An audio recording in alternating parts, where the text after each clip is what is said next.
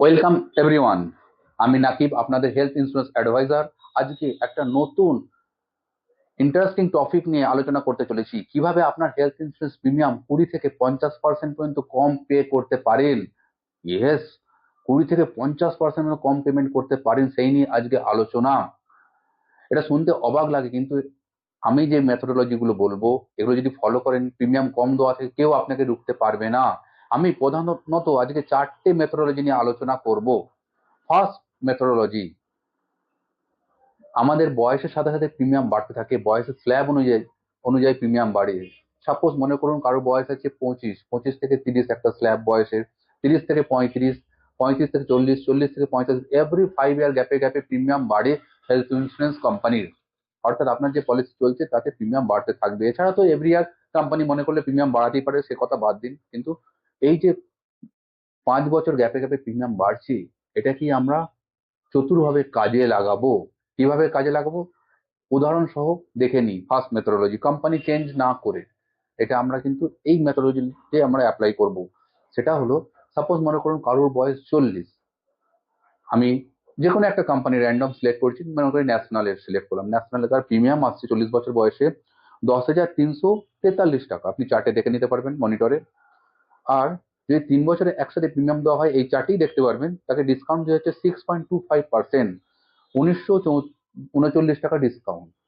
তাহলে 20% হলো কি করে? আরে থামুন, এরপরে তো গল্প শুরু হচ্ছে। যেই তার, যদি সে 1 বছর প্রিমিয়াম দিত 3 বছর না দিয়ে, তাহলে দিতে হতো 10,343 টাকা। বাট নেক্সট ইয়ারই তার প্রিমিয়াম হয়ে যেত 12,813 টাকা। চার্টে দেখতে পারবেন, যখন তার বয়স হলো 41। 41-এ যা প্রিমিয়াম হবে, 45 পর্যন্ত সেম থাকবে যদি প্রিমিয়াম কোম্পানি না বাড়ায়। তাহলে 42-তেও সেম প্রিমিয়াম দেবে, অর্থাৎ 12,813 আবারও দেবে। তাহলে 40, 41, 42, 3 বছরে মিলিয়ে তাকে প্রিমিয়াম দিতে হতো 35,969 টাকা। সেই জায়গায় কিন্তু একবারে প্রিমিয়াম পেড করলে তাকে দিতে হচ্ছে মাত্র 29,090 টাকা। এবারে বলুন তো কত টাকা তার বেনিফিট হলো? বেনিফিট হলো তার 6,879 টাকা। এটা দেখা যাচ্ছে 19 পয়েন্ট সামথিং, রাফলি মনে করি 20% বেনিফিট হলো একবার প্রিমিয়াম দিলে। এটা মার্কেট ইনফ্লেশনও রোধ করছে আপনার, যে আপনি যে অ্যাডভান্স প্রিমিয়াম দিয়ে লস হয়ে যাচ্ছে তা কিন্তু নয়। এটা ফার্স্ট মেথোডোলজি, কোম্পানি চেঞ্জ না করে সেম কোম্পানি থেকে যখন বয়সের গ্যাপ স্ল্যাব গুলো চেঞ্জ হওয়ার টাইম আসবে, সেই মুহূর্তে আপনাকে করে নিতে হবে। আমরা গাইড করে থাকি কাস্টমারদের, যে আপনার বয়স এখন 40 চলছে, নেক্সট ইয়ার আপনার 41 হবে, বা এখন 50 চলছে, নেক্সট ইয়ার 51 হবে। এ তো দেখালাম সামান্য 40 থেকে 41-এ যাচ্ছে একটা সিঙ্গেল ইয়াং ম্যান। বাট যখন এটা 60 বা 50 থেকে 51-এ যায়, 60 থেকে 61-এ যায়, প্রিমিয়াম গ্যাপটা আরো বেড়ে যায়, অ্যামাউন্টটা আরো বেড়ে যায়, তখন কিন্তু অনেক বেশি লাভ হয়। এক্ষেত্রে দুটো প্রশ্ন জেনারেলি আসে, সেটারও অ্যান্সার একসাথে দিয়ে রাখি, একই ভিডিওতে কভার হয়ে যাবে। সেটা হলো, আমি যদি 3 বছরে একসাথে প্রিমিয়াম দিই, তাহলে যদি মাঝখানে অ্যাডিশন হয় তাহলে কি হবে? অ্যাডিশন মানে যদি বিয়ে হয়, ওয়াইফ অ্যাড হয়, বা বাচ্চা হলো, বাচ্চা অ্যাড হলো, তাতে কোনো কিন্তু সমস্যা নেই। যখনই আপনার 1 বছর কমপ্লিট হয়ে নেক্সট ইয়ার শুরু হবে পলিসির, আপনার 3 বছরে দেওয়া থাক একসাথে, ওই সময় কিন্তু আপনি মিসেসকে অ্যাড করতে পারবেন যদি বিয়ে হয়ে গিয়ে থাকে, তাতে কোনো সমস্যা হবে না।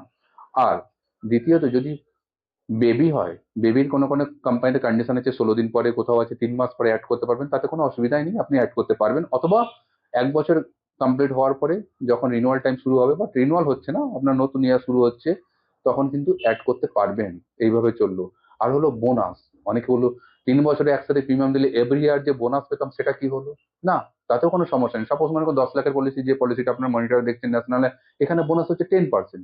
সাপোজ যদি কারো ক্লেম হয়ে যায় 1 বছর পরে, 11 মাস 12 মাসের মাথায়, তাহলে কিন্তু সে বোনাস সহই ক্লেম অ্যামাউন্ট পাবে যখন ক্লেম হবে। পলিসিতে লেখা না থাকলেও কিন্তু অ্যাজ পার নর্মস আপনি কিন্তু বোনাস এলিজিবল হয়ে যাচ্ছেন, তাতেও কোনো সমস্যা হচ্ছে না। তাহলে আই হোপ ফার্স্ট মেথোডোলজি বোঝাতে পারলাম। এবার আছে সেকেন্ড মেথোডোলজি। সেকেন্ড মেথোডোলজি হচ্ছে, কোম্পানি, বেশিরভাগই প্রাইভেট কোম্পানি ফ্রিকুয়েন্টলি নতুন নতুন পলিসি নিয়ে আসতে থাকে মার্কেটে। আর এছাড়া গভর্নমেন্ট কোম্পানি নিয়ে আসে নতুন নতুন পলিসি, কিন্তু অনেক বছর পর পর। জেনারেলি দেখা যায় যে একই এজে যখন নতুন পলিসি লঞ্চ হলো হওয়ার পর তার বেনিফিট বেশি থাকলো অনেক সময়, বা অনেক সময় অনেক রকম অ্যাডিশনাল অপশন অ্যাড হলো। আর পুরোনো পলিসি থেকে প্রিমিয়ামটা কম হয়ে গেল। তার অনেক কারণ আছে, সেই বিষয়ে যাচ্ছি না, বাট আমাদের দরকার তো প্রিমিয়াম কমানো। প্রিমিয়াম কম হয়ে গেল, এই মেথোলজিতে আমরা কিন্তু যেতে পারি। আমার এক্সিস্টিং পলিসি থেকে, পুরোনো পলিসি 5 বছর আগে যা নিয়েছেন কোম্পানি ছিল না, সেটা এখন নতুন পলিসি এসেছে, তার বেনিফিটও বেশি আছে, বাট দেখা যায় প্রিমিয়ামও অনেক ক্ষেত্রে অনেক কম থাকে। অ্যাজ এ এক্সাম্পল আমি ধরে নিই, আমারই একজন ক্লায়েন্টের জন্য পলিসি সিলেক্ট করছিলাম, তার পছন্দ হচ্ছে টাটা। টাটা কোম্পানির টাটা প্রিমিয়ার হচ্ছে পুরনো পলিসি। যখনই আমি প্রিমিয়াম সার্চ করলাম, তার কাস্টমার বয়স হচ্ছে 48, ওয়াইফ হচ্ছে 46, সান হচ্ছে 12, ডটার হচ্ছে 18। এই কম্বিনেশনে যখনই আমি 10 লাখ টাকার পলিসি সিলেক্ট করলাম, দেখা যাচ্ছে টাটা প্রিমিয়ামের প্রিমিয়াম হচ্ছে 44,400 টাকা। সেক্ষেত্রে নতুন লঞ্চ হওয়া টাটা সিলেক্ট পলিসিতে প্রিমিয়াম হচ্ছে 23,800 টাকা, অলমোস্ট হাফ। তার মানে অ্যারাউন্ড 50% গেন হয়ে যাচ্ছে। যদি কারো পলিসি টাটা প্রিমিয়ামের থাকে, সেখান থেকে যদি তার অ্যাডভাইজার তাকে শিফট করে দেয় বা নিজের নলেজের মাধ্যমে শিফট হয় টাটা সিলেক্টে, তাহলে কিন্তু অ্যারাউন্ড 50% প্রিমিয়াম কমে যাচ্ছে। তাহলে বোঝাতে পারলাম 20 থেকে 50% কিভাবে আপনি গেন করতে পারেন বা আপনি বাঁচাতে পারেন। এটা হলো সেকেন্ড মেথোডোলজি। বিভিন্ন কোম্পানি বিভিন্ন পলিসি আপনি শিফট করতে পারেন, যদি কোম্পানি বদমাইশি না করে। এখন মার্কেটে কিছু কোম্পানি আছে, বলতে পারে না আমি বেশি প্রিমিয়াম থেকে কম প্রিমিয়াম যেতে পারবো না। বদমাইশ কোম্পানিগুলো এগুলো করে, ভালো কোম্পানিগুলো করে না। অথবা ক্লেম হয়ে থাকলে এক পলিসি থেকে আরেক পলিসি শিফট করতে দেয় না বদমাইশ কোম্পানিগুলো, ভালো কোম্পানি করে না।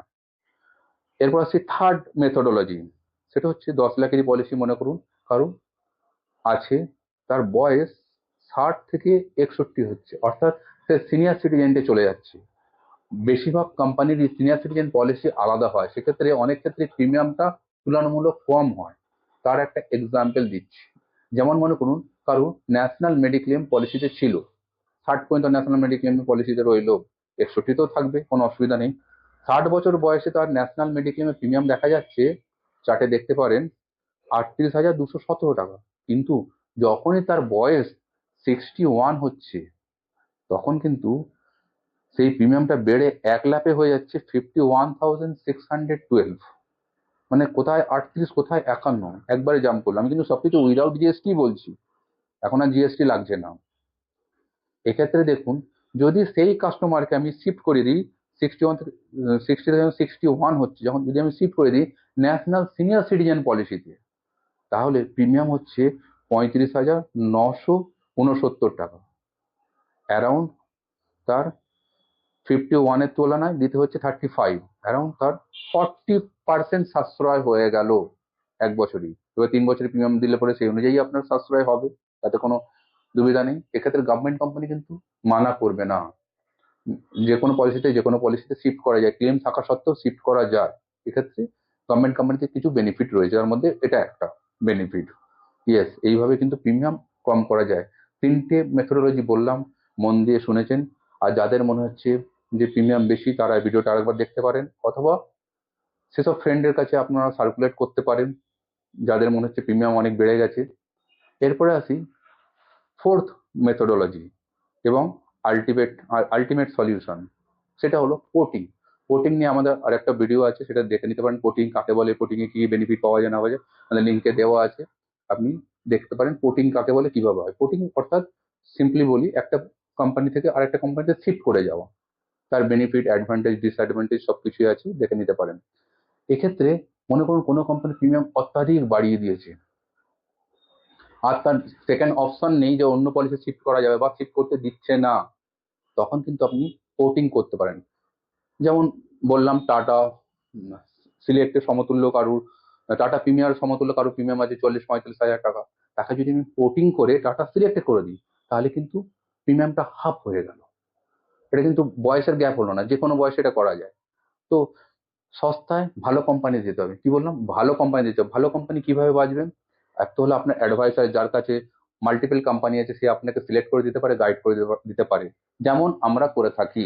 আমাদের কাস্টমারদের টাইম টু টাইম আমরা সচেতন করতে থাকি যে প্রিমিয়াম অনেক কোম্পানি বেশি নিচ্ছে, জাস্টিফাইড নয়, আপনি পলিসি শিফট করতে পারেন। অথবা আরেকটা কারণ হলো পরে শিফট করার, ক্লেম সার্ভিস খারাপ হয়ে যাওয়া, যাকে বলে আমরা ব্যাড কোম্পানি বলে থাকি, ব্যাড কোম্পানি ক্যাটাগরিতে চলে গেল, তখন আমরা কিন্তু শিফট করে দিতে পারি, যেহেতু আমাদের কাছে মাল্টিপল অপশন আছে সার্ভিস দেওয়া, সাপোর্ট দেওয়ার। এবং পলিসি কম দামে আপনি কিনে নিয়ে নাচতে চলে গেলে হবে না, দেখতে হবে পলিসিতে বেনিফিটগুলো ঠিক আছে কিনা, ক্লেমের সময় কোনো সমস্যা হবে কিনা, তবেই কিন্তু পোর্ট করবেন একজন নলেজেবল অ্যাডভাইসারের থেকে। পোর্ট করার অনেক নিয়ম আছে, সেই নিয়মগুলো মেনে আপনাকে পোর্টিং করতে হবে, এটা হচ্ছে আলটিমেট সলিউশন। তাই আপনাকে এই ধরনের সার্ভিস দিতে পারবে যে অ্যাডভাইসার, তার কাছে কিন্তু পলিসি করা বেস্ট হবে আপনি যদি মনে করেন। Thank you. আশা করি সহজ ভাষায় বোঝাতে পারলাম কিভাবে প্রিমিয়াম কম দিয়েও পলিসি কন্টিনিউ করা যায়। আরো বিশদে জানতে আমাদের সাথে যোগাযোগ করতে পারেন, আমাদের ওয়েবসাইট দেওয়া রইল, মোবাইল নাম্বার তো আছে, হোয়াটসঅ্যাপ নাম্বারও আছে। Thank you.